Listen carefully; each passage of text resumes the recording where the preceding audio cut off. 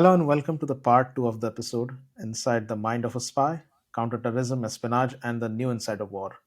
So, we have started taking already a deep dive into the conversation with the questions like the emotional triggering factors of the insider threats. And we'll be continuing the conversation from over there. So, Jina, welcome back again to the part two of the episode. Thank you.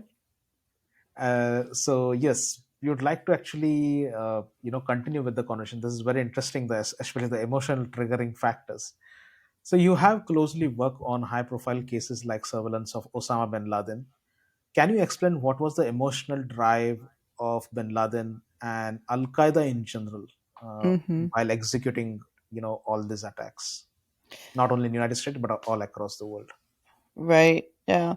So, in all the years that I was involved in tracking and analyzing and trying to understand and get ahead of and anticipate Osama bin Laden in particular, I find it's not really talked about, and I think a lot of people go back to his time in Afghanistan, or they listen to his 1996, fatwa, and they, figure out, or they extrapolate from there. But what I found unbelievably telling was, one side of the story in, oh gosh, now I've forgotten the year that Iraq invaded Kuwait. And there was a concern that Iraq might then go on and invade Saudi Arabia, and the kingdom asked for support. And of course, George H.W. Bush, the president of the United States at that time, was providing um, military support to the kingdom to defend itself in case Iraq invaded further into the Saudi Arabia. But the what we didn't know at the time was that Osama bin Laden wrote to the king and said, "Hey, the glorious Mujahideen who kicked the Soviet troops out of Afghanistan should be the ones to come and defend the kingdom. This is the site of the two holiest places in Islam." And he made an argument that the kingdom should not invite the troops of an infidel country like the United States, and certainly not women, because there were women in those troops as well. Um, and you have to understand it from bin Laden's perspective. From bin Laden's perspective, this band of volunteers from over 50 countries around the world successfully repelled the the military of one of the superpowers, the Soviet Union. To watch those troops walk out of Afghanistan, march out of Afghanistan, and this heady feeling of we did that. It was really that unbelievable high of wow, we were victorious. And then a few years later, the Soviet Union is no more. So you can imagine how full of your accomplishment you would be. And not to take away, there's certainly an enormous amount of accomplishment there, largely due to the Afghan Mujahideen. But at any rate, so bin Laden is full of this sense of accomplishment, this pride, this tremendous pride in having done that. And so he believes that the Mujahideen, the many different nationalities, should be able to come and defend the kingdom rightly. They're Muslim; they should be defending their own holy places. Well, the king wrote back a very dismissive letter. Now, we didn't know this at the time, but he did. He wrote back a very dismissive letter because, of course, when you have a kingdom to protect and you have an offer from a coalition military with actual hardware and airplanes and everything else, you're going to say yes, right?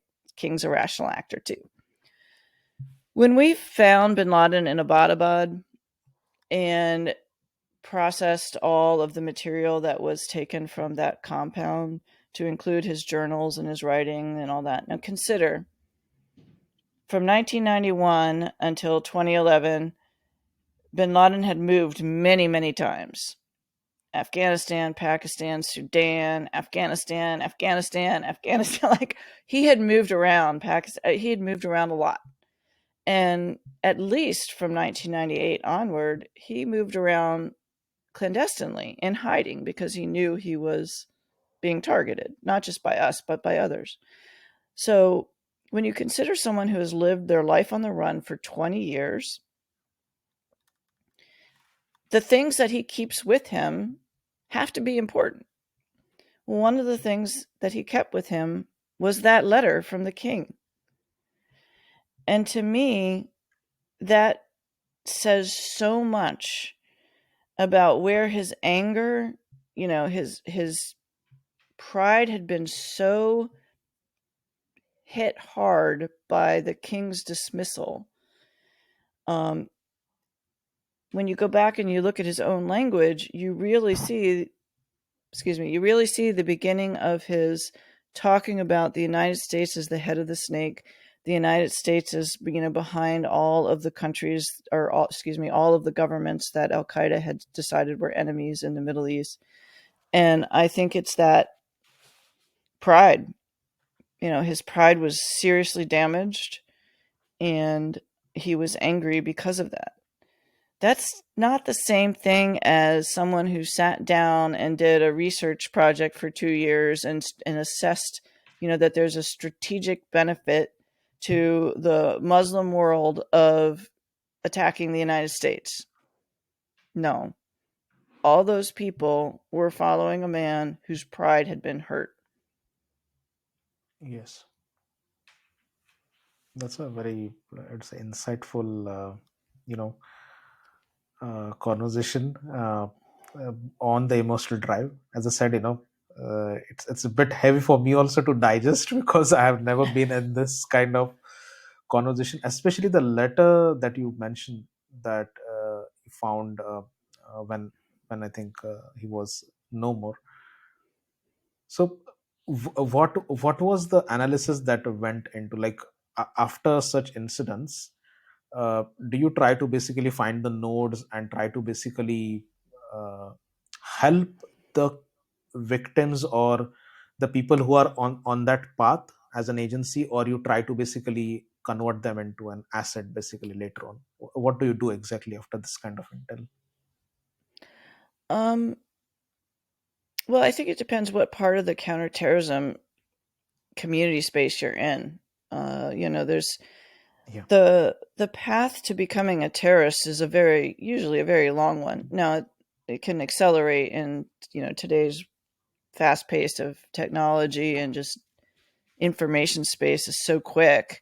People get accelerated towards that path to terrorism a lot faster. But if you're on the, as we like to say, all the way left of boom, so where you're just beginning to feel that sense of alienation, whether it's alienation in a workforce, alienation as a government employee, alienation in your family or your religion or your culture, whatever it might be.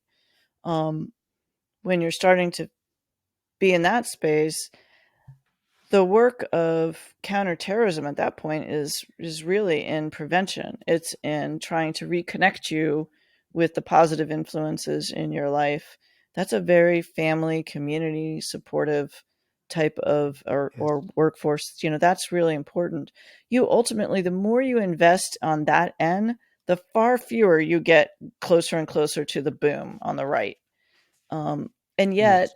it is an area where I think we don't focus as much on. While there are a lot of support in that space, it's not seen necessarily for its role in preventing extremism, preventing insider threat, preventing a terrorist. It's seen as other Yeah. stuff. But in that space, there's so much that can be done, and it doesn't cost very much. So much of it is about noticing and talking and caring. It's about time, time commitment Yes. more than money. As you move further, um, there's a lot that happens from the counterterrorism community's perspective. Once people are starting to organize and become active or mobilize and training to engage in violence, then you have some different tools. Whether you're law enforcement or intelligence, you have different tools that you would use to either disrupt that or track it. It's always a Yes. very nuanced question. Yes. And then when you get closer and closer to that boom, you got to stop the boom and then deal with the person afterwards. So I don't know if that really answers the question, but Yeah, I was talking about the same thing. I think you answered the yeah, question. Yeah, yeah. it's a About, very new. possibly, yeah. Yeah, the pathway is very fluid and it can go back and forth, and so you Yes. really have to have the ability to hand off to the best actor, the most Yes. effective, forms of intervention. And I would say little bit going far from this topic, just the emotional drive. So, from your perspective, how does espionage complicate insider risk and counterterrorism strategies? And I mean, this is up to you. Without disclosing any sensitive details, are there any cases or studies where, when your time at CIA was there, that highlighting the devastating or enlightening impact of insider threats? Yeah, well, I mean, from my perspective, those the insider threat, the counterterrorism, the espionage, they're so overlapping. It is almost harder to separate them, for me. But and Yes. again, because I come from a world where I focused entirely on counterterrorism for 34 years.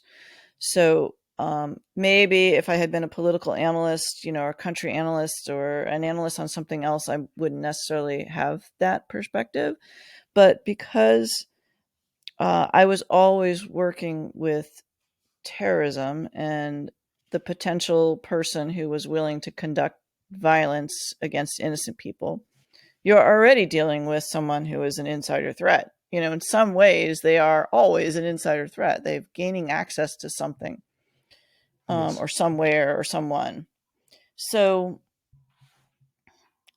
I don't. And in terms of espionage, if you're talking about like classic getting into another government or an organization in order to steal information and pull it out again, that is obviously part of every insider threat and of every terrorist attack. You have to have that knowledge of the inside Yes. that you're going to attack. So for me, I don't know that I could really ever separate them. I think, we always, I mean, for me, the case that continually stands out, and really the hardest one, was the 2009 coast bombing in Afghanistan that killed, seven of my colleagues and injured others. And that was an Al Qaeda operative who was posing as an asset. Um, for anyone who has never heard of the case, um, it was an individual who had pretended to be cooperating with the United States and one of our partners, and was going to help us identify senior leadership positions inside Pakistan or Afghanistan. And we believed that individual, and in fact, he was just pretending so that he could get as close as possible to CIA officers and blow himself up and kill them. And so that's what happened. And that is a case of someone who was engaging in espionage in order to go from our partner nation that found him to begin with, and for them then to give him information. He would extract information from them and have this exchange in order to position himself to be able to meet with US Yes. CIA, and then position himself to be able to gain that access in order to conduct the attack. So in every sense of the word, he is all three. And so from that perspective, I feel like all of our, the only difference between an insider threat in other domains is that that individual is trying to extract something that would then be beneficial to themselves and harmful to the workforce or the country or Yes. the people, but not necessarily have a violent end. A terrorist just has Yes. a violent end. So, Yes. yeah. I think this brings me to the famous, I think, security theory Oh, of yours that you mentioned in the article. So I think your article introduces a concept that diverges from the traditional realist paradigm. Can you unpack the hunter-gatherer security theory for our listeners and how it reorients about our thinking from the point of view of threats and cohesion? sure. Yeah. So, realism security theories, we live in this paradigm and we may not put a label on it or necessarily name it unless you're a security theorist or professor. um, but, realism has been around since Thucydides and Machiavelli. It's a strategy, or excuse me, a security paradigm where we think primarily about the sovereignty, the physical integrity of our society in today's world, of course, our countries, our nation states. We think about that as being the primary form of security. And from there, all of the things that we usually think about in terms of national security, for example, in the United States, our military defense, the security of our borders, the security of our infrastructure, whether it be electrical infrastructure, water, whatever, transportation, the security of our buildings, the security of our people, the safety Yes. of very tangible physical things. So all of that is important. In my mind, it's all safety. It's all very important. It's the lowest level of Maslow's hierarchy, if you're familiar with that. Basic needs. But it comes from a long history of going back to the agrarian revolution when human beings began leaving nomadic hunter gatherer life behind and turning into farming communities. So we're talking 15,000 years ago when we became farming communities. So we didn't have to move around anymore. It was great. There's so much innovation that comes from that. A lot of historians consider that the beginning of civilization. A lot of women consider that the beginning of the patriarchy. There's no denying that it changed how human beings behaved. We went from, again, nomadic hunter gatherers to stationary farming. And what came of that, though, is not just the private property that we always think about, because once you have a farm, you now protect it. So if you protect and defend it, you own it, versus before it was all very communal and nobody owned anything, you all shared. But the other thing that happened was the activities that hunters and gatherers had previously done transparently out in the open started happening in two very separate spaces: the public space and the private space. So in the public space, you had mainly the hunter, who was now a protector, defender, provider, trading surplus farming in the public space, and the gatherer, who is now a somewhat of a gatherer, a smaller gatherer, because we're not nomadic anymore, but who was the caretaker of children, who was the teacher, the strategic planner, the innovator of, how do we make all of this work better, the farm tools, things like this. But that's all happening in the domicile. It's happening in the private space. Before, Yes. that was happening transparently in front of everybody. And so everyone could see the benefit and the contribution to the role of societal or communal security of both of these types of activities, sets of activities. But for 15,000 years, this got separated. And what happened is all of our security theories, all of the norms that we've created about government, law, science, math, everything that we think is fact, um, comes from the recording in the public space of what's happening in the public space by the people who dominated the public space, which tended to be the hunters, who had men mainly, who had turned into protector, defender, providers. But what we lost was the knowledge and the innovation and the evolution of the skills and the techniques and strategies and tactics of providing security in a private space.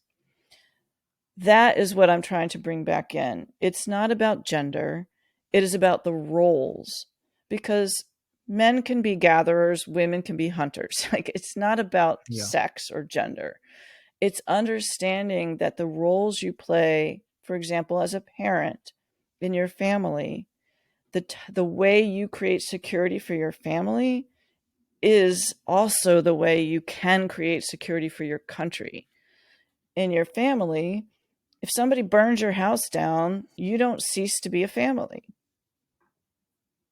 You don't define your family by the building that you live in.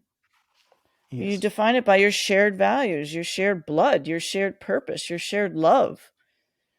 And a nation should be able to define its security also by the choice it has created, or the choice it has made about the way it governs itself, about who it is as Yes. a nation of peoples. It's about, it's like in the United States, national security to me is the durability of the US Constitution and the ideals and institutions of democracy. It's not just about the land that takes place on. If it's just about the land, then it really doesn't matter if we're a communist state or if we were a caliphate. Then why would that matter?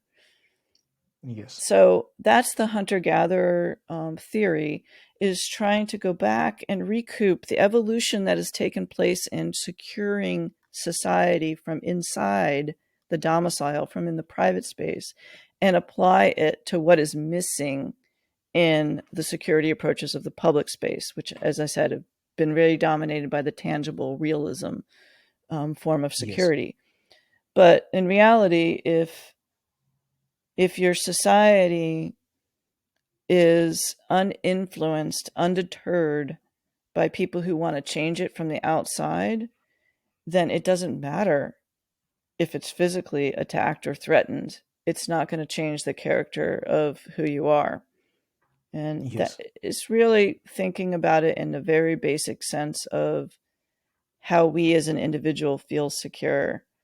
You feel secure the most when you are in charge of your own destiny, when you can define your own identity and you can live that identity peacefully, right? So Yes. I don't, if I felt insecure every time I was physically threatened, I would never feel secure, because I'm a woman and my whole life has been physical threat.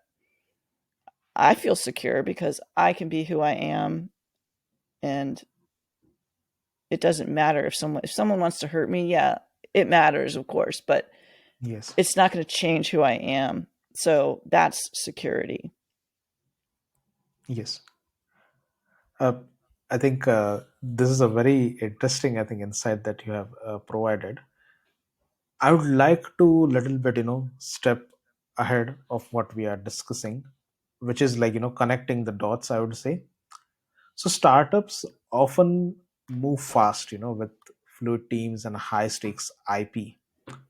So what are the unique insider risk challenges for emerging companies? And from your perspective, as this is the final, I would say, the question of the episode.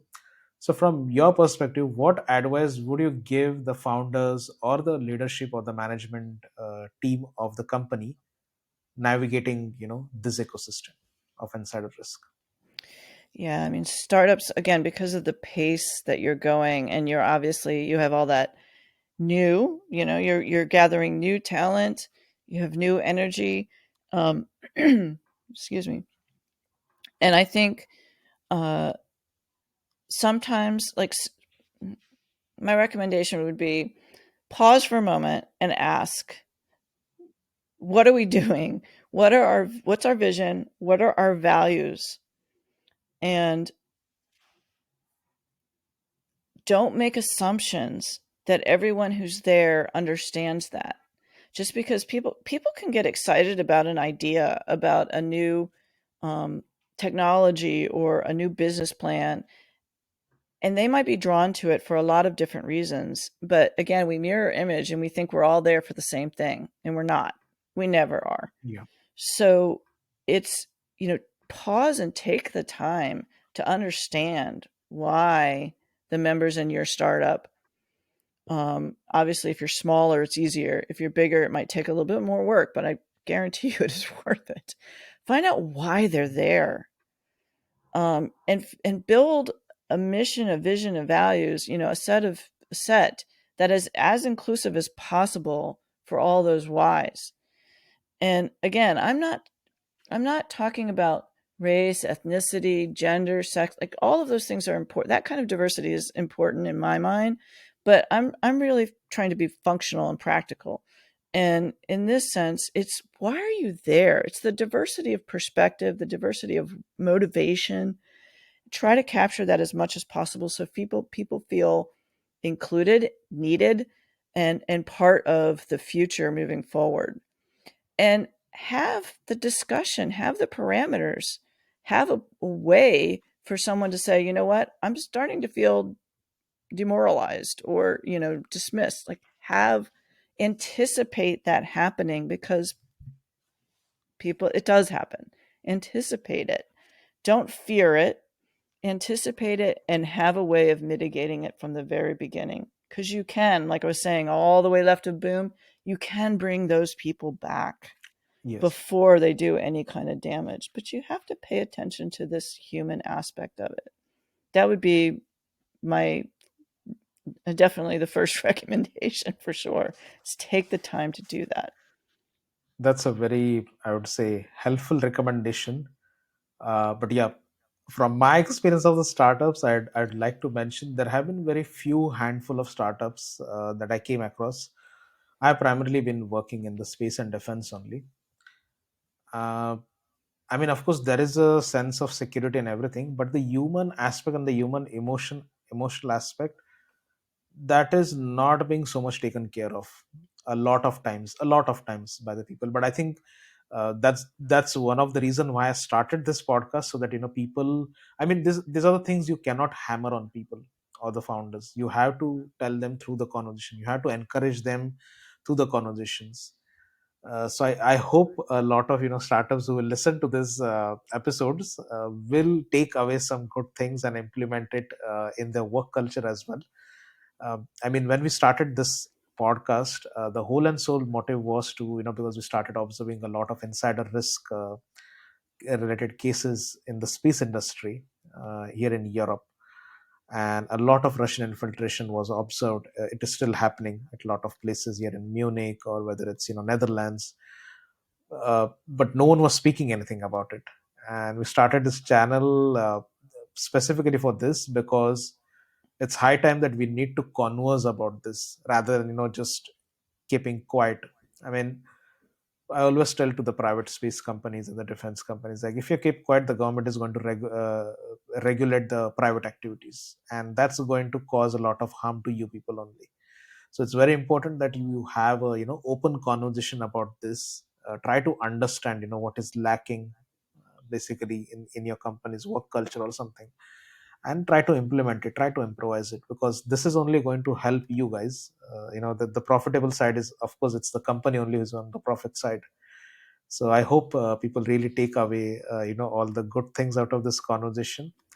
And once again, Gina, it was great speaking with you Uh, uh, on the episode. A lot of new things I came across today, especially I think the emotional triggering part.